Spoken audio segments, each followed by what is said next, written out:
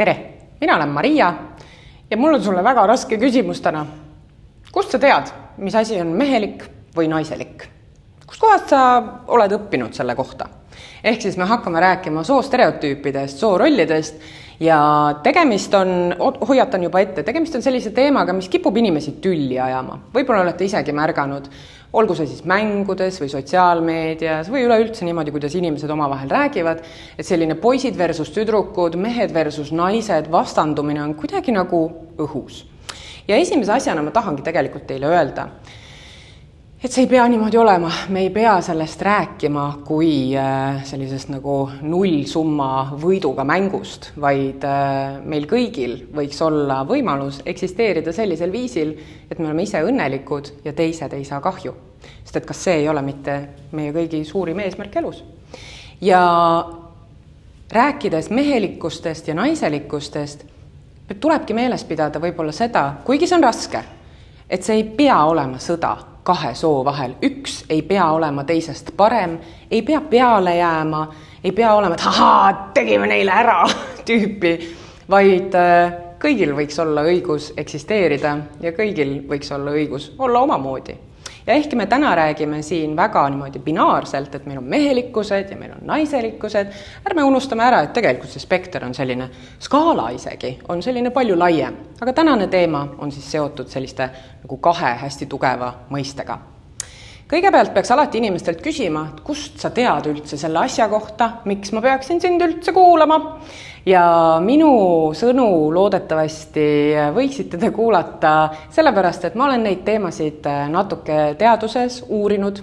Küll väga sageli meedia nurga alt. Mind huvitab eriti näiteks see, et kuidas meedia loob neid arusaami sellest, kes me olema peaksime, milline on ihaldusväärne elu, milline on siis see õige olemise viis, et kuidas meile neid lugusid räägitakse, mis põhjustel ja kuidas meie siis need lood vastu võtame.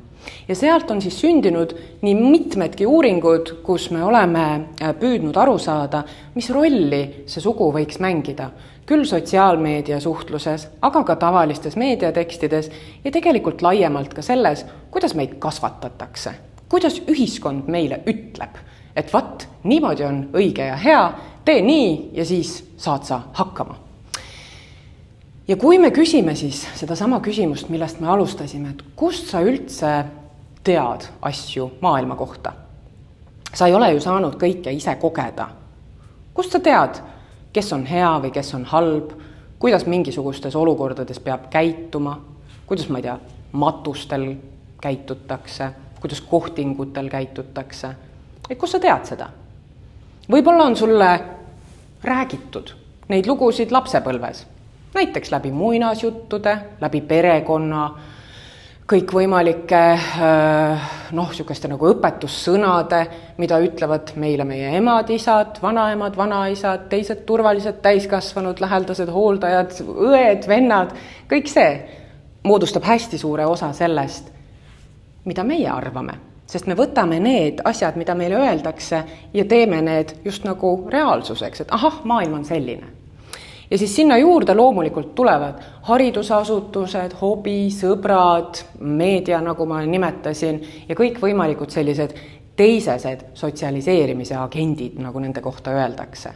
Ehk siis me ei sünni siia maailma olles täis igasuguseid teadmiseid maailma kohta, vaid me õpime neid vaikselt ja tasakesi teiste inimeste käest. Ja kust me neid siis õpime? No, ma arvan, et teie generatsiooni jaoks on kindlasti üks oluline õppimiskoht on sotsiaalmeedia. Ja sotsiaalmeedias näeme me hästi palju erinevaid õpetussõnu, näeme teisi inimesi käitumas, sisu loomas, suhteid loomas, üksteist kontrollimas, kommentaari jätmas, et see on hea, see on vale, natuke ropemate sõnadega, aga näiteks öeldakse meile mõndade inimeste poolt, et üks õige naine või tüdruk peab olema selline. Ta peab kindlasti tegelema skincare'iga, nahk peab ilus olema korralik, ta peab kindlasti olema teatud mõõtudesse mahtuv, ta peab kindlasti olema selline, tal võiksid olla sellised unistused, ta peaks ihaldama sellist elu, käituma niimoodi, rääkima ühel viisil, kõndima sedasi, ühesõnaga need lõputud nõuanded, et milline sa peaksid olema. Ja täpselt samamoodi ka poiste ja meeste puhul on terve hulk nõuandjaid, kes ütlevad sulle, kuidas olla see õige, on ju. Et nagu, et kui sa tahad elus hakkama saada, siis vaata, see on tähtis ja tee niimoodi ja siis sa oled õige mees. Te juba tõenäoliselt panite tähele, et siin on nagu sellised väga erinevad lood, mida räägitakse. Et see on selline pehme, tasane, kodune, söök, lapsed, hoolitsus, naeratus, ilu, keha ja siin on autod, raha, sigarid, jõusaal. Ei tohi karta, ei tohi kaotada, ei tohi nutta ja peab 50 kraadiga saunas käima või kuidas see oligi, on ju. No ühesõnaga on nagu väga erinevad viisid, kuidas meile öeldakse, et sa peaksid selline olema. Ja kui siis küsida, aga miks? Siis ega head vastust ei olegi. Sest soorollid, need ettekirjutused, et kuidas ma pean käituma ja soostereotüübid on kõik meie peadest sündinud. Need on lihtsalt meie omavahelised kokkulepped. Et see on see, kuidas me tavaliselt käitume.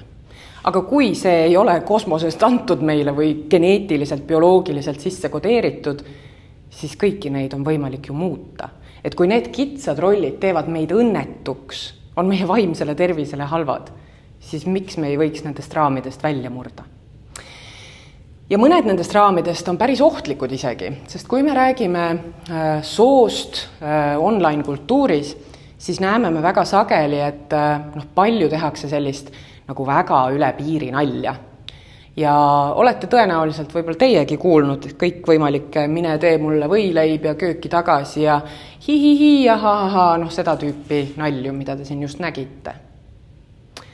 Sest selline ju internet ongi, on ju? Me oleme tõenäoliselt näinud mingeid seda tüüpi nagu ütlemisi päris palju. Ja kui sa praegu selle eelmise slaidi peale itsitama hakkasid, siis ma teen ühe hästi ebamugava asja.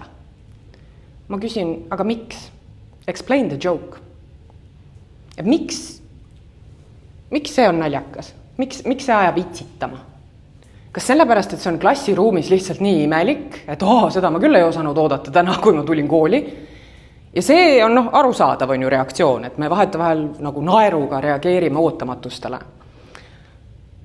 Või arvad sa päriselt, et meestele ja naistele on teatud kindlad rollid, kus üks saab haiget.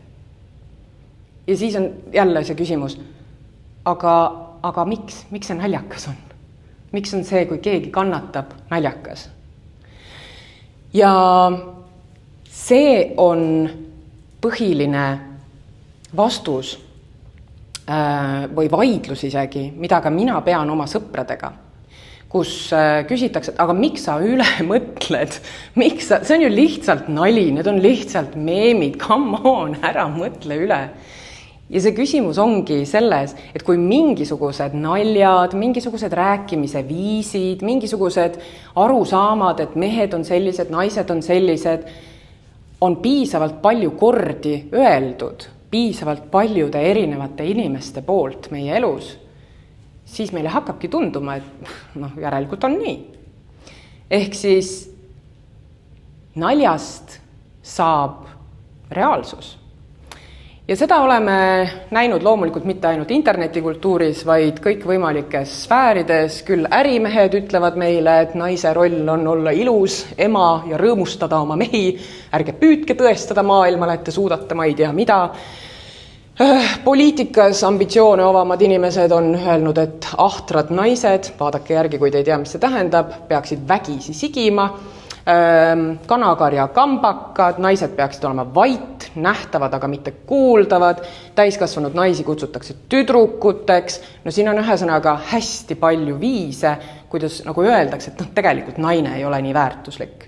Kui me läheme veel kaugemale ja vaatame ringi reklaamimaailmas näiteks, ja jälle, kui te naerate, siis miks? Kui midagi siin ajab teid itsitama, siis jälle ma teen selle sama ebamugava asja. Explain the joke to me. Nagu selgita mulle nalja. Mis on siin naljakat? Kas see, et laps on voodil pikali, kes on selgelt alaealine ja just nagu võrgutab tõenäoliselt täiskasvanud vaatajat? Kas pedofiilia on naljakas? kas grupi vägistamine on naljakas? Kas ripsmeduši müümine orgastiliste pilkudega on naljakas?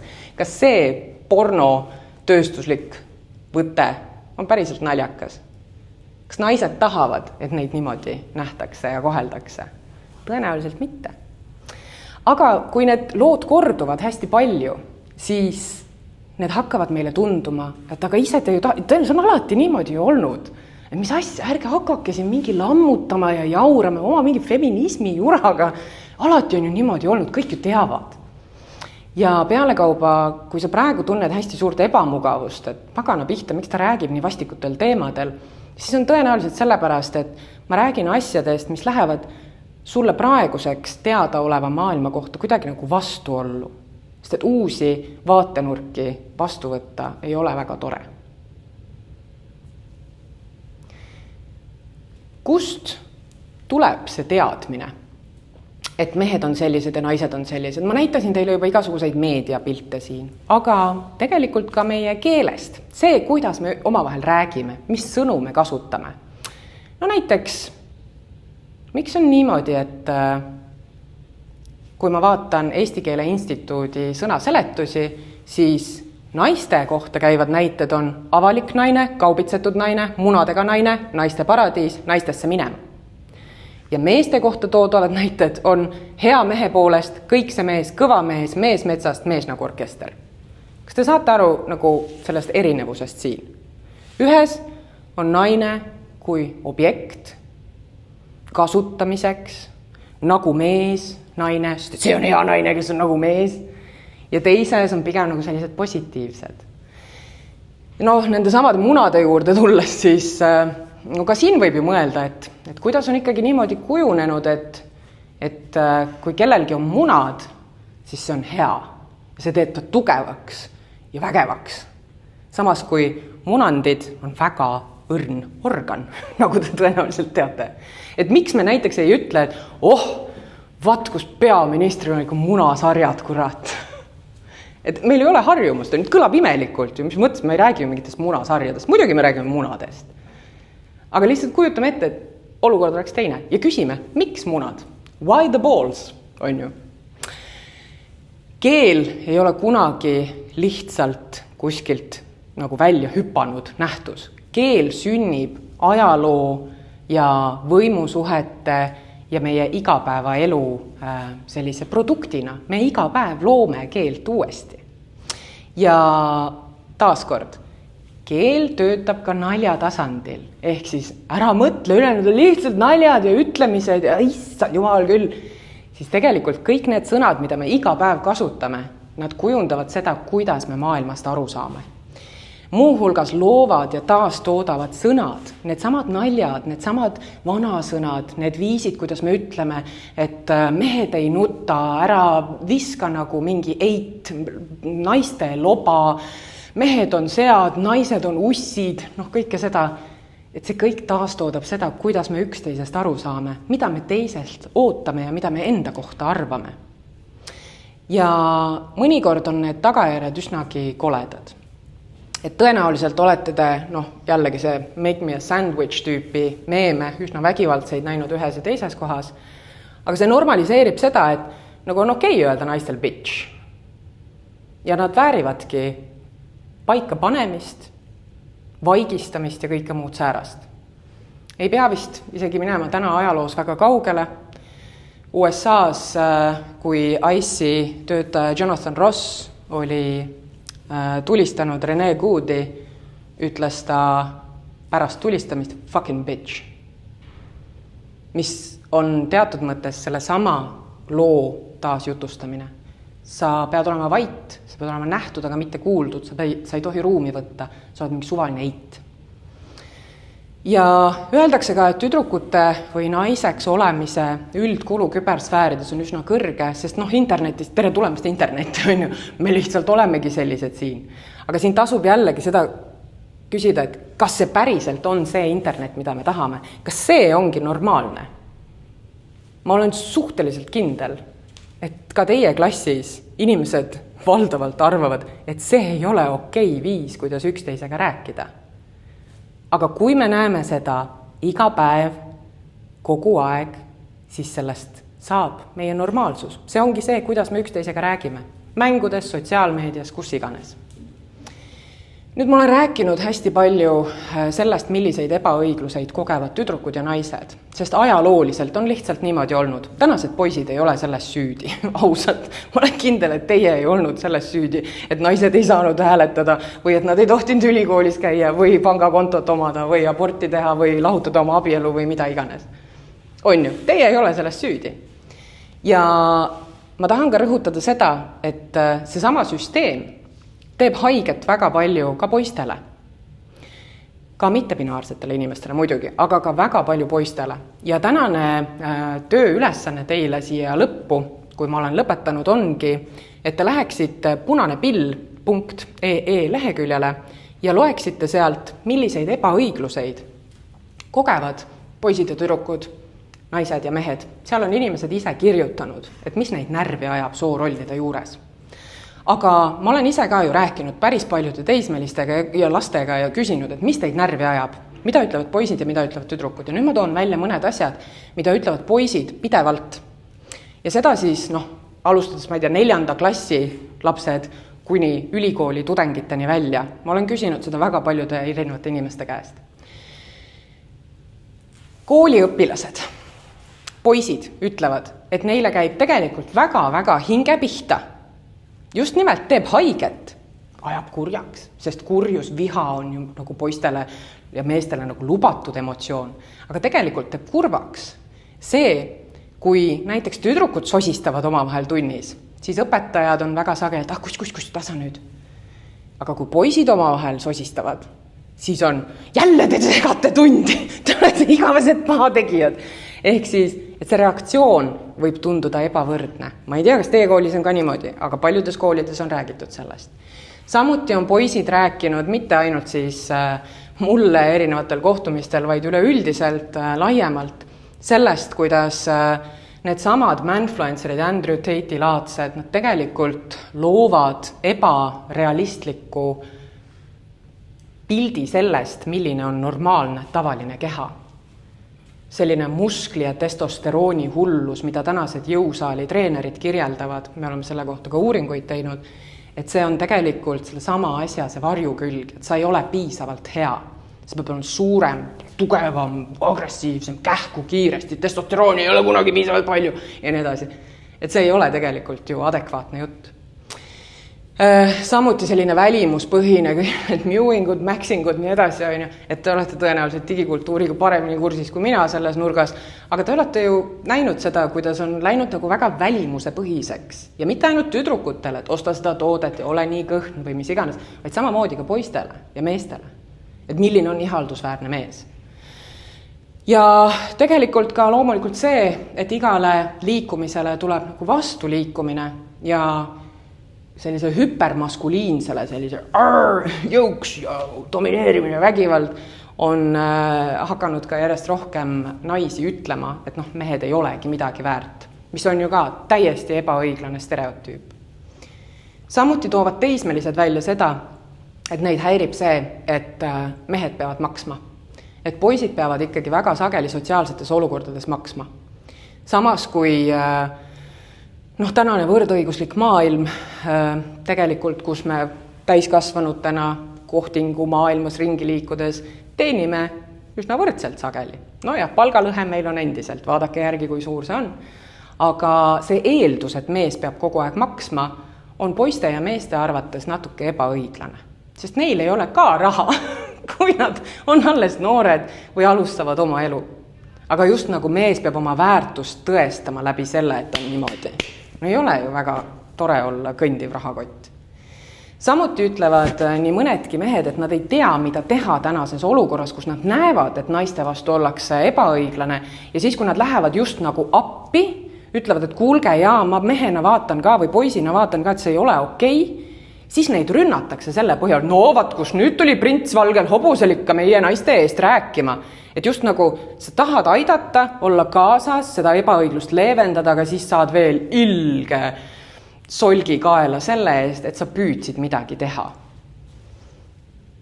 Ja kõige hullem on see, eriti põhikooli lõpp, gümnaasium ja tudengid räägivad seda, et see eeldus, et mina, täiesti tavaline, normaalne mees, olen ohtlik. Et ma olen korgijoogi panija, et ma olen vägistaja, et ma olen mingi tige, kuri inimene, kuigi ma tegelikult seda ju ei ole. See ongi see, millest ma räägin, et kõik kannatavad. Ja mina ei tea, mis tunne on käia läbi elu niimoodi, et kõik eeldavad, et sa oled mingi rõvedik, mingi nilbe vastik inimene. Aga ma kujutan ette, et see võib olla päris raske taak. Seega, mehed saavad väga palju kahju sellistes olukordades, et mehed just nagu meestel ei ole lubatud kallistada, näidata välja hoolivust. Sellel samal Punase Pilli leheküljel räägivad täiskasvanud noored mehed siis sellest, kuidas nad ei ole kunagi oma isa kallistanud ega ei ole kuulnud, et teda armastatakse, sest et seda ei peeta mehelikuks. Mehed nii ei tee. Või siis see, kuidas me kohtlemegi vanematena oma lapsi erinevalt. Näiteks, et tüdrukule, et kalli musi, nupsukene, olgu sul tore päev. Poisile paned 2 laksu vastu õlga ja ütled, näeme. Ja kuidas see on õiglane, on ju? Või kogu see, et kui te olete manosfääri teemadega paremini kursis, siis te olete võib-olla tähele pannud, et seal on väga kurb olla. Vihane ja kurb. See ei ole tore koht, kus räägime enesearengust ja sellest, kuidas olla vägev, on ju. Seda ka. Aga selle all on alati see, et sa pead domineerima, teistest parem olema. Keegi on sinu vastu, keegi on kuri, keegi võtab sult midagi ära. Maailm on sulle võlgu. Kuigi tegelikult ei ole. Ja nüüd ma kutsungi teid üles mõtlema, et mida kõike erinevat peetakse poistele ja tüdrukutele või naistele ja meestele omaseks. Et mis asjad on naiselikud ja mis asjad on mehelikud. Et ma olen siia lihtsalt pannud mõned näited, mis võib-olla aitavad teid kuidagi neid asju arutada, võite pausile panna. Ja siis võiksite ka mõelda, et millised nendest asjadest on head ja ihaldusväärsed ja toredad ja millised on halvad, mõttetud, naeruväärsed, ohtlikud, tobedad. Ja siis kumba sooga neid seostatakse. Ja siis jällegi küsige, aga miks? Ja see aga miks küsimus võiks tegelikult meid kogu aeg kummitada, sest niimoodi saame me palju laiema maailmapildi.